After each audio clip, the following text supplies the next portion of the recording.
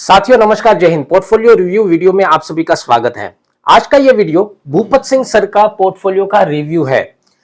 आपने पहले एक वीडियो देखा हुआ है और आज इस वीडियो का दूसरा भाग हम आपको प्रस्तुत कर रहे हैं। भूपत सिंह सर का जो व्यू था इन्वेस्टमेंट के बारे में वो दो भागों में था। पहला तो यह था कि 25 लाख रुपया मैं अपने पेरेंट्स के लिए, अपने माता पिता के लिए इन्वेस्ट करके जीवन भर के लिए छोड़ देना चाहता हूं, ताकि उनको आर्थिक रूप से कोई भी समस्या ना हो और मैं उनको पूरा सपोर्ट कर सकूं और अपनी प्रगति पे मैं अलग से ध्यान दे सकूं। इसके बारे में हमने पहला वीडियो बनाया था जिसमें यह बताया था कि किस तरह से आप अपने माता पिता के लिए 25 लाख रुपया इन्वेस्ट करके छोड़ सकते हैं और वहां से करोड़ों रुपए का कॉर्पोरेट आप बना सकते हैं। आपने वो वीडियो नहीं देखा है तो चैनल को एक्सप्लोर कीजिएगा, डिस्क्रिप्शन में आपको लिंक भी मिल जाएगा, वो वीडियो जरूर देखिएगा। आज के वीडियो में हम बात करेंगे भाई माता पिता की जो जिम्मेदारी थी, उनको जो आर्थिक सपोर्ट करना था, ये तो हमने पूरा कर दिया। अब भूपत सिंह सर का ये भी व्यू था कि सर मैं भी म्यूचुअल फंड में इन्वेस्ट करके अपना फ्यूचर प्लान करना चाहता हूं और अपने बच्चों के लिए भी प्लान करना चाहता हूं। अब मैं इस चीजों के ऊपर आता हूं। थोड़ी सी प्रोफाइल में दोबारा से आपको याद दिला देता हूं।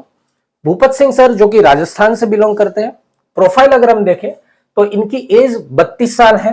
डिपेंडेंट्स में 4 डिपेंडेंट्स हैं। 4 डिपेंडेंट्स में माता पिता, मैडम और एक 10 साल का बेटा है। स्टेटस क्या है? 12 साल सर्विस हो रखी है। और प्लानिंग क्या है कि 5 साल रिमेनिंग बची है। 17 साल की नौकरी करके मैं निश्चित रूप से रिटायरमेंट लेना चाहता हूं। अच्छे पढ़े लिखे हैं, तैयारी कर रहे हैं और इनका फोकस है कि मुझे गवर्नमेंट जॉब लेना है आफ्टर रिटायरमेंट के बाद में, और पूरी तरह से मैं अपने ऊपर फोकस करके अपने आप की प्रगति करना चाहता हूं।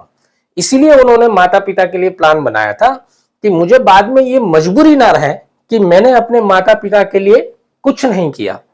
हो सकता है कि जिस रास्ते पे मैं चलना चाह रहा हूं, जो मैं प्रगति करना चाहता हूं, उसमें मुझे थोड़ा समय लगे, 1 साल का 2 साल का समय लगे रिटायरमेंट के बाद में, लेकिन निश्चित रूप से मुझे अपने लक्ष्य को प्राप्त करना है। ओके, इन्वेस्टमेंट की बात करें तो 30,000 रुपया प्रति महीना एपी फंड में कटा रहे थे। 15 लाख रुपए हो चुके थे। अलग से 11 लाख रुपए की अदर सेविंग्स थी। इन सबको मिला के 25 लाख रुपया उन्होंने अपने माता पिता के लिए इन्वेस्ट कर दिया। अब आगे का सिनेरियो क्या है वो समझते हैं। देखिए, 3,000 रुपया पीएलआई में पहले इन्वेस्ट करते थे, उसको उन्होंने क्लोज कर दिया और उन्होंने बताया कि सर जब से मैं आपके वीडियोस देखने लगा हूं, मुझे धीरे धीरे अपनी गलतियां समझ में आने लगी थी कि मैं कहां पर गलती कर रहा हूं। आपके वीडियोस को देखकर ही मैंने ये पीएलआई को क्लोज कर दिया है और ये सोचा है कि इसी पैसों को मैं म्यूचुअल फंड में कन्वर्ट करके अपने लिए वेल्थ क्रिएशन करूंगा।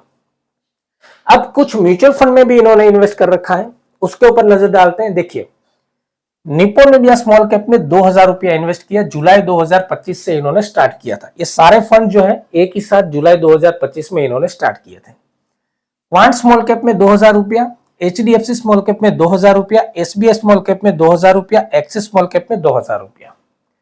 अब एक बहुत इंपॉर्टेंट टॉपिक के ऊपर मैं आपको एक्सप्लेन करना चाहता हूं। देखिए, प्रोस्पेक्टिव तो भूपत सिंह सर का बहुत अच्छा था। पहला गोल था कि माता पिता के लिए मैं अपनी जिम्मेदारी निभाना चाहता हूं, उनको आर्थिक रूप से सपोर्ट करना चाहता हूं। मेरे जीवन की कमाई का जो 25 लाख रुपया है वो मैं माता पिता के नाम पे इन्वेस्ट कर देना चाहता हूं। बहुत अच्छा प्रोस्पेक्टिव था, लेकिन जल्दबाजी में और लैक ऑफ अवेयरनेस की वजह से, लैक ऑफ नॉलेज की वजह से जो म्यूचुअल फंड सिलेक्ट किए वो देखिए कैसे किए। एक लाइन से पूरे के पूरे स्मॉल कैप सिलेक्ट किए हैं। अब जब हमने इनसे पूछा कि सर ये आपने किस तरह से सिलेक्शन किए हैं पूरे के पूरे स्मॉल कैप, आपका क्या व्यू था, किस प्रकार से आपने ये तय किया कि मुझे ऐसे इन्वेस्ट करना चाहिए, तो उन्होंने हमें आंसर दिया कि सर मैं ये चाहता था कि मेरे पैसों का डाइवर्सिफिकेशन अच्छे से हो, तो मैंने अलग अलग स्मॉल कैप खरीदे। देखिए, अलग अलग स्मॉल कैप खरीदने का मतलब ये नहीं होता कि आप अपने पैसों को डाइवर्सिफाइड कर रहे हैं। डाइवर्सिफाइड आपका पैसा तब होता है जब आप अलग अलग एसेट एलोकेशंस में जाते हैं, अलग अलग एएमसीज में जाते हैं, अलग अलग कैटेगरीज में जाते हैं, और उसका जो बैलेंसिंग है ये परफेक्ट बैलेंसिंग हो। आपकी नीड्स और आपकी प्रोफाइल और मार्केट सिनेरियो के हिसाब से परफेक्ट बैलेंसिंग होना चाहिए, तभी आप एक प्रॉपर वे पे जाते हो और अपने पैसों का सही फायदा उठा सकते हो। इन सारे म्यूचुअल फंड जो स्मॉल कैप है, उनके पोर्टफोलियो में अंदर अगर आप जाके देखेंगे उनकी होल्डिंग्स में, तो तकरीबन 30% के स्टॉक एक जैसे ही मिलेंगे, यानी कि यहां पर ओवरलैपिंग हो रहा है। आप बार बार एक ही स्टॉक्स के अंदर पैसा जा रहा है, एक ही जगह पे आपका पैसा जा रहा है। डाइवर्सिफिकेशन तो बिल्कुल नहीं हुआ, बल्कि आपने ओवरलैपिंग कर दिया। और इस प्रकार की जो डिजाइन होती है ना, इसको रीसेंसी बाइस बोला जाता है। जब हमने पूछा कि ये जो आपने किस प्रकार से सिलेक्शन किया, तो बोला कि मैंने सर रिटर्न देख के सिलेक्शन किया था, लेकिन जब से मैंने होल्डिंग कर रखा है आज की डेट में तकरीबन 12 से 13% माइनस में मेरा पोर्टफोलियो है। तो अब मुझे समझ में आया कि आपके वीडियो देखने के बाद कि सर मैं किस तरह से गलती कर रहा था, तो अब मुझे सही रास्ता बताइए। अब इनका पोर्टफोलियो कैसे बनेगा वो थोड़ा सा ध्यान से समझिएगा। देखिए, अब यहां पर 12 साल की सर्विस हो चुकी है, 5 साल की सर्विस बची हुई है, यानी कि 5 साल का पीरियड जो है आपके पास सूटेबल है, आपके पास स्टेबल इनकम है, सैलरी आ रही है आपकी, उसमें कोई दोहराई नहीं है। इस समय पे आप अच्छे से इन्वेस्ट करके म्यूचुअल फंड में अपना फाउंडेशन तैयार कर सकते हो। मेरा कहने का मतलब, मैं कोई बड़ा सपना नहीं दिखा रहा हूं। आपने ये सोचा कि 5 साल इन्वेस्ट करके मैं वहां से बहुत बड़ा कॉर्पोरेट कर लूंगा या करोड़पति बन जाऊंगा, ये गलत थिंकिंग है। 5 साल में आप इतना बड़ा नहीं कर सकते हैं। और उसी उत्तेजना के अंदर क्या किया कि सारे के सारे स्मॉल कैप सिलेक्ट कर लिए और अब 12.5%, 13% माइनस में चल रहे हैं। यही कंडीशन आपके पास होगी 5 साल के बाद भी, अगर मार्केट सिनेरियो सही नहीं रहा तो उस समय भी आपका जो इन्वेस्टमेंट है आपको सपोर्ट नहीं करेगा। तो समझदारी के साथ इन्वेस्टमेंट करना होता है भाई। 5 साल के बाद आपको रिटायरमेंट लेना है, रिटायरमेंट के बाद में आपको गवर्नमेंट जॉब की तैयारी करनी है, ये आपका लक्ष्य है। हो सकता है कि अच्छी गवर्नमेंट जॉब कंपटीशन करने के लिए आपको 1 साल 2 साल का समय लग जाए। इस समय के दौरान में आपकी इनकम अच्छी होनी चाहिए, आपके पेंशन को लेकर आपका इन्वेस्टमेंट जो है स्ट्रॉन्ग होना चाहिए। तो सबसे पहले क्या करना है, आपका फाउंडेशन इतना मजबूत तरीके से तैयार हो जो कि आपको पूरी तरह से सपोर्ट करे और आगे चल के उसका ग्रोथ बहुत ज्यादा हो। आप अगर मकान बना रहे हो और उसका फाउंडेशन अच्छे से तैयार नहीं है तो वो मकान कमजोर बनता है। लेकिन उसी जगह पे आप अच्छा फाउंडेशन बनाते हो तो आपका मकान मजबूती से रहता है, छोटे मोटे झटके झेल लेता है और सालों तक आप उस मकान का पूरा फायदा उठा सकते हो। यही चीज म्यूचुअल फंड में भी होता है।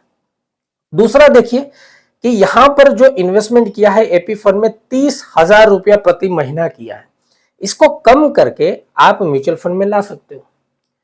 तीसरी चीज, हम सबसे बड़ी गलती यह करते हैं कि जब भी हम म्यूचुअल फंड में इन्वेस्ट करना शुरू करते हैं एसआईपी के रूप में, लमसम के रूप में, तो हमारा अमाउंट जो होता है ना वो डिसाइड नहीं होता, कैलकुलेशन बेस नहीं होता। हमें लगता है कि ठीक है सैलरी आ रही है, कुछ 5-7 हजार रुपया बच रहा है, उस पैसों को मैं म्यूचुअल फंड में एसआईपी कर देता हूं। ये सफिशिएंट नहीं है। इसका एक प्रॉपर कैलकुलेशन बेस है। ये समझना होता है कि आपके नीड्स के हिसाब से, आपके गोल्स के हिसाब से, आपकी इन्वेस्टमेंट जर्नी के हिसाब से आपको कितना पैसा अभी स्टार्ट करना चाहिए। सिंपल सी बात है, आप यहां से दिल्ली कार लेकर जाना चाहते हो तो भाई कार में सफिशिएंट पेट्रोल तो डालना पड़ेगा, तब जाके आप दिल्ली तक पहुंच पाओगे। आपकी पेट्रोल की टंकी ही खाली है तो आप दिल्ली तक कैसे पहुंच सकते हो? ये सबसे बड़ी चीज है। तो जब आप एसआईपी डिसाइड करते हैं, अमाउंट डिसाइड करते हैं, तो इसके कुछ कैलकुलेशंस होते हैं। उस कैलकुलेशंस के हिसाब से भूपत सिंह सर का जो एसआईपी आता है, पर मंथ 11,000 रुपए का एसआईपी बैठता है। पर मंथ 11,000 रुपए का एसआईपी इनको करना चाहिए। आप इस 11,000 की एसआईपी से अपनी 60 साल की एज तक को टारगेट कर रहे हैं, अपने रिटायरमेंट को टारगेट कर रहे हैं। एक तरह से इस एसआईपी को भूल जाएंगे आप, अपना फाउंडेशन तैयार करेंगे 5 साल में। 60 साल की एज में आपका टारगेट है कि आराम से आप 3 करोड़ रुपया बना लें, बिल्कुल पॉसिबल है। लेकिन पोर्टफोलियो का बेस बनाने के लिए क्या जरूरी है? एसेट एलोकेशन जरूरी है। वो कैसे होना चाहिए? करंट मार्केट सिनेरियो के हिसाब से और आपकी प्रोफाइल के हिसाब से। तो हमने ये सजेस्ट किया है, हाइब्रिड फंड में 40% आपका एलोकेशन होना चाहिए, 40% एलोकेशन हाइब्रिड फंड में। हाइब्रिड फंड की खासियत है, काफी सारे वीडियोस में हम बता चुके हैं। साथ में मल्टी एसेट फंड्स के अंदर 30% का एलोकेशन होना चाहिए। जो मार्केट सिनेरियो अभी चल रहा है पिछले 20 महीने से वोलेटाइल चल रहा है, ग्लोबल लेवल पे काफी सारी सिचुएशन चेंज हो रही है। आपको ये अंदाजा नहीं है कि कौन सा एसेट कब जाके आपको बहुत अच्छा ग्रोथ दे देगा। जब आप मल्टी एसेट में इन्वेस्ट करते हैं ना, तो अलग अलग प्रकार के 3 एसेट्स में आपका इन्वेस्टमेंट चला जाता है। आपने देखा कि पिछले 2 सालों में गोल्ड ने अचानक से काफी अच्छा रिटर्न दे दिया। किसी ने नहीं सोचा था, लेकिन ग्लोबल सिचुएशन चेंज हुई तो उनको सपोर्ट मिल गया। अब मल्टी एसेट के जरिए आप अलग अलग प्रकार के 3 एसेट में इन्वेस्ट कर रहे हो, गोल्ड, सिल्वर, रियल एस्टेट और इक्विटी एंड डेट, राइट। तो ये किसी भी एसेट में अगर अचानक से ग्रोथ आता है तो इनडायरेक्टली आपके फंड को फायदा हो रहा है। लार्ज कैप के अंदर 10% का एसेट एलोकेशन करना है। लार्ज कैप मतलब इंडिया की टॉप मोस्ट 100 कंपनीज में आपका इन्वेस्टमेंट जा रहा है। साथ ही में मिड कैप में 20% का इन्वेस्टमेंट करना है। देखिए, ये मिड कैप में जो 20% का एसेट एलोकेशन हमने लिया है, वो इसीलिए लिया है कि 5 साल की अभी सर्विस बची है। उस समय में वॉलिटिलिटी वाले मार्केट में भी हम सस्ती यूनिट कलेक्शन करने के बाद 5 साल के अंदर अंदर हमारा फाउंडेशन तैयार हो जाए। और जब आपका फाउंडेशन पक्का हो गया तो आगे चल के इसका ग्रोथ होने में कोई प्रॉब्लम नहीं आने वाली आपको, राइट। तो ये जो स्मॉल कैप्स लिए हैं, इन सारे स्मॉल कैप को बंद करके इस तरह से डाइवर्सिफाइड करके पूरा एसेट एलोकेशन आपको करना है। अब इस कैटेगरीज के अंदर भी एक चीज है कि कौन कौन से फंड्स में हमको इन्वेस्ट करना चाहिए, कौन सा फंड अच्छा रहेगा, ये एक बहुत ही डीपली एनालिसिस का विषय है।